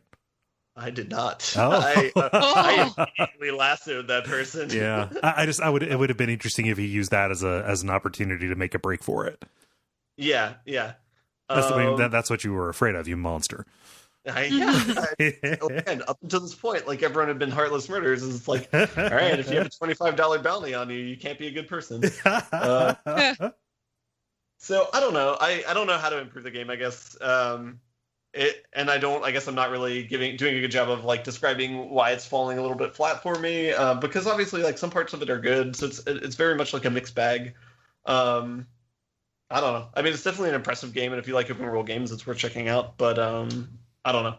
It's on the fun scale. It's just not clicking for me, I guess. Yeah. It feels similar to what Breath of the Wild was for me too, where it's like that's a game I respect a whole bunch, but I just felt very bored playing it. Yeah, it just didn't end up clicking for you. Yeah. I see. Yeah, I mean, like what you're describing, just the point specifically in the main campaign or the main story, where the missions just get really unwieldy, like that. That's something that happens in a lot of Rockstar games. There's definitely like a toward the end of the second act wall where they're throwing just like blah stuff at you compared to like what they show you early on. Like the most Rockstar games, they thrive in the first act, right? Mm-hmm. Yeah. Well, it's like I get that like the design of most of the missions it's teaching you something about how to interact with the game, and like to the credit of the missions, most of them are unique, or most of them bring a unique aspect to you or teach you like a unique mechanic of the game. But like I don't like the fact that like you're very much pigeonholed where you want to go, because like the world is beautiful. Like exploring the entire map is great. Like the environments are like surprisingly varied. I thought it was all going to be kind of like uniform type Montana country, because that's kind of like the area you start out in the game. Mm-hmm. But like every corner of the map is completely different from the other, and it's like and very pretty. All of them are like very gorgeous, especially at like the right time of day. Like it can just look so picturesque. The disappointment is if you go to a corner that you're not supposed to be in, there's nothing to do there. And like you can't interact with even like small things, like you can't go into a gun store and like clean your gun or buy a new gun or something like that. Like those areas are more like locked down. Yeah. So I wish it took more from like the Fallout type design, where it's like go explore like this map, we'll have random things happen, and there are random encounters, but it's not like there's not like missions that you can randomly stumble upon, if that makes sense. Yeah. Yeah. So I wish it cribbed more from the Fallout type game design than it does the Rockstar game design. Yeah. But yeah. So I don't know. Lukewarm opinions. It's there's good parts, but then there's parts that are a little bit disappointing. Yeah. Huh. In preemptive talks for Game of the Year or whatever, I would say God of War. I enjoyed much more than Red Dead Redemption. Yeah. Just because that is like a very tightly tailored game and is like high quality all the way through. Yeah. I need to go back and look at stuff that's come out this year because I have just lost track. Yeah. Yeah. Yeah, I'm trying to think of like, there's Red Dead Redemption, Mad Max, obviously we're talking about, Horizon Zero Dawn I can think of, Spider-Man. But I guess Spider-Man. I feel like that genre of games is winding down a little bit in favor of the God of War style kind of more focused narrative. I think they're both can be good, but definitely the quality seems to be better in like the Uncharted games and the God of War games for me. Yeah, I enjoy those. The new God of War is like it's a little bit of a Goldilocks between them, right? Like it has a focused narrative, but it is open. Am I wrong? You're not wrong. No, you're not wrong. I would not describe it as an open world game. I would describe it as like an Uncharted game that you can go to any part of the mission in, I guess, or like any part of the map in. An open corridor game. I mean, Dark Souls is that way a little bit. Yeah, I would say that too. Dark Souls has that. Dark Souls has that working. Yeah, is that all, Ben? That's all I got. Yeah. So I'm going to disappoint people. I've played like a little bit of some stuff. Like I played a little bit more Call of Cthulhu, but I don't have enough of like a unified theory about it or like a solidified opinion. Like I just haven't seen enough of it to comment really. But you can you can no, don't talk. worry. I'm building up to it, Jala. Don't worry. Okay. Just please. The other thing, I started up playing Spider-Man. A little bit because I just wanted some candy. Sweet. And that game was described to me as candy. And yeah, like the opening stuff is really cool. I was playing it and then I hit like the portion where I'm like walking around the lab doing circuit puzzles and I'm like, Yeah, what in the world? Maybe this is fun. I want to swing. Like, see, I was exact opposite. I was like, this is the best part of the game. I love these circuit puzzles. they're fine, but yeah, it just wasn't what I was there for. So that's what made me stop for the night because I was like, Okay. I think I had something I was that was starting when I stopped. However, the game that I have played is a game that I streamed over this past weekend. It's one that Jala has talked about on here before. The Infectious Madness of Dr. Dekker. Mm-hmm. Yeah. So this is an FMV adventure mystery game where you are playing as a psychiatrist interviewing the patients of Dr. Dekker, who has been murdered violently in his office. Jala's talked about this and done kind of the rundown on the basics. So I apologize if I'm covering ground, but people may not, or recovering ground, but people may not remember the specifics. The trick is that Dr. Dekker had a belief in kind of like psychokinesis, the ability to affect reality with mind, and may have instilled in his patients a belief that they have superpowers. So over the course of like 5 sessions, you are interviewing these patients and trying to figure out who could have killed him, which patients have the motivation, and also trying to determine if what they say is happening to them is real or if it's just a delusion that they're having as a result of psychosis or any number of things, or are they pretending to, so on. There's a lot of like a mysterious element to this. This game is really, really cool. I like it quite a bit. Yeah. Good. It's good. Yeah. It has like it has a bit of a Her Story vibe. And Jala, I know you said you found this much more engaging than Her Story, which I can understand, specifically from like a subject matter point of view. People are doing crazy time loop tricks on you.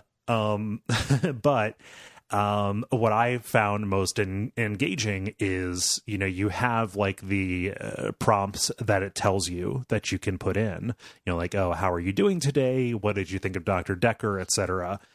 And you can also type in your own responses, and it looks for the keywords in that can get you stuff that may be off the beaten path, which is kind of the trick to getting them to say everything that they were going to say.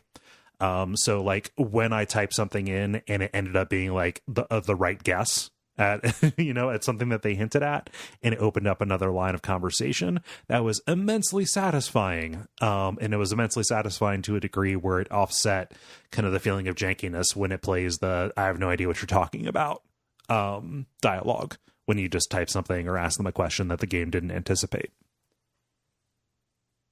Yep. The performances were entertaining. I wouldn't say they are uniformly good, but like some of these patients, their abilities and such have like cool stories associated with them. And they are varying levels of sympathetic and varying levels of upsetting. So in going back and reading about it, and I don't think that this is necessarily too much of a spoiler, I was under the impression that the identity of the killer was determined by your actions. Like depending on how you play it, that changes the ending. Turns out, it's actually rolled up at the beginning each time you play. So what is actually determined by your actions is the sanity meter. And when you were describing your endings that you got, Jala, how things really go off the rails and start kind of going nuts compared to my relatively grounded ending, that's a result of like sanity meters. So how much you dick around with everybody and tell them that they totally have those powers. You like I wasn't 100%. Like Mai told me her ending, and she'd gotten 2 endings, one of which was pretty well grounded, and the other one was like really like worse than mine. So I think she probably got like top tier insanity. Yeah. But mine felt like it was the canon ending, because at the end of mine, they said, they kind of recapped and said, damn the infectious madness of Dr. Dekker. And so I was like, okay, that must be the canon ending that I just got. But they do really cool stuff, like messing with your perception and instilling a lot of doubt as to who you are and, you know, exactly what your relationship with your patients is. It's just like, it's a really, really neat game. I like it. I like it more than Contradiction, which I also enjoyed quite a bit, and I'm really looking forward to playing the other game that the studio just put out. I need to look and see what the Madness of Dr. Dekker. Sorry, I need to look this up because otherwise it's going to mess me up. Nope, my search was not there. They just put out another game that is like a supernatural mystery FMV kind of thing. But yeah, like the studio nailed it. It's so good. Any questions? Jala, you watched some of this. How did you how did you like my approach? I was like, you picked the boring ass path, dude. Like the whole time I was like, he's literally like trying to be like a therapist, except that one time you told that lady to kill that guy. Kill is very much in quotes for that. Yes, people can watch the stream and find out all of that. But anyway. Everybody was very put off by how quickly I jumped to that option for her. Yeah, for sure. But anyway, yeah, like I was very busy letting the world burn because it seemed very interesting to me to do so.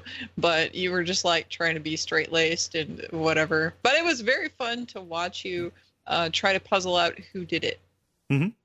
And putting all the pieces together to figure out who it was. My curiosity is piqued by the whole thing that you say that it's determined at the beginning. Because if that is the case, then does that mean that all of your clues are the same time to time, or do those change? Does that mean that there's like different, different things that play out that way depending upon who it is? Or is it all just the same stuff and then just like a gamble for you? Because it seemed like a lot of your hints were the same as my hints, but my killer wasn't the same as your killer. So that's what I was like, I really kind of wonder. They didn't really start hinting strongly until like the very last chapter.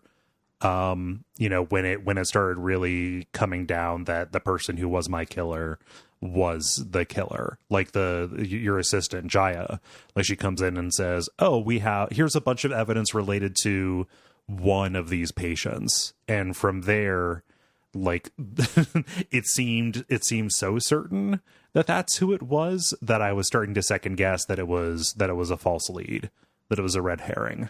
Mm-hmm. It doesn't matter because like who did the killing is not necessarily the most interesting of the mysteries going on here. Yeah. It's just kind of the framing device and the motivation, and even that is called into question. It's really cool.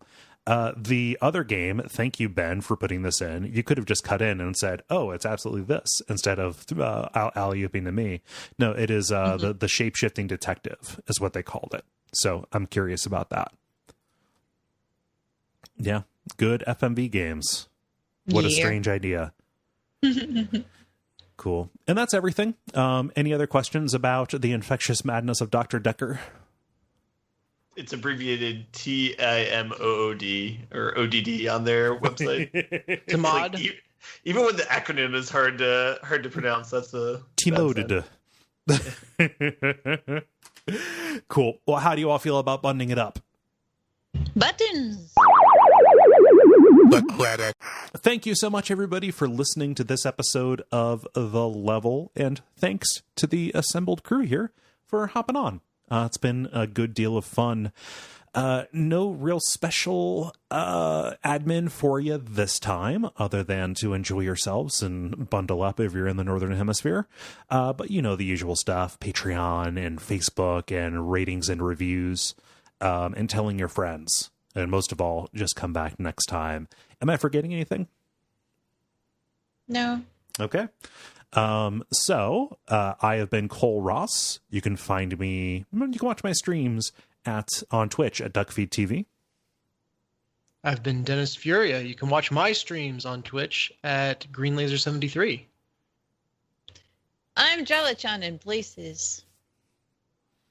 I'm Ben Merkel, and you can watch my streams on twitch.com.merkleby.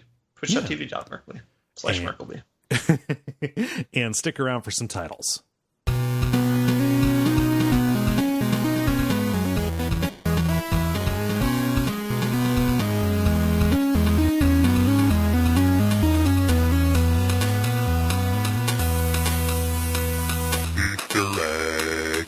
Okay, who has titles for me? I have a few. Okay. Surprise, Dennis. Okay. Nightmare Eyes. Oh, yeah. Pet It and Forget It.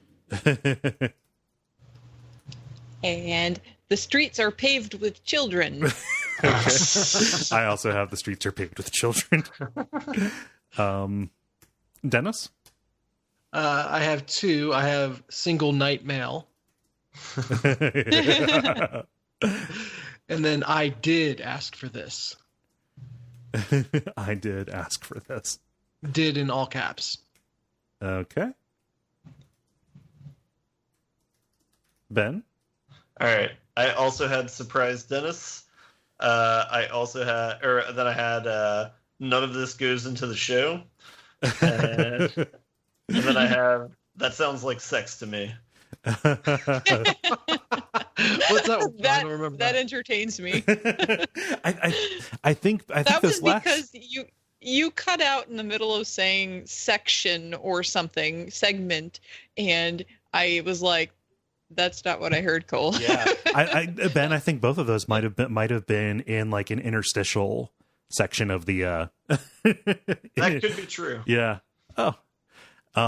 So the two that have multiple votes are The Streets Are Paved with Children and Surprise Dennis. Does anybody want to make The Streets Are Paved with Children entertains me more. Sorry, Dennis. Like no what? offense. Yeah. No, totally fine. Okay. Yep. So that will be it. Cool. Excellent. Well, I'm going to go to bed because I am tired. I'm gonna eat. I'm hungry. Okay. Good luck with the cat acquiring. Yeah, I will. Excited to hear about that. If I get a kitty, I will post lots of pictures. I'll become a monster. So You shall become a monster, just like me and my wonderful bird pictures everywhere. yeah. Get some cat selfies. I want to see you in the picture with the cat. Yeah. Yeah. So, like, based on the photos from the shelter, this looks like a shoulder cat. So that might be that might be a thing. Yeah. I'm gonna have to swing by the pipe store as well. Then. What do you mean by the pipe store? I don't know, you gotta get a pipe. You gotta get some coat with like patches on it. If you have a cat resting on your shoulder like that. Mm-hmm. Yeah. Cool. Well, fingers crossed. All right. Take care, everybody.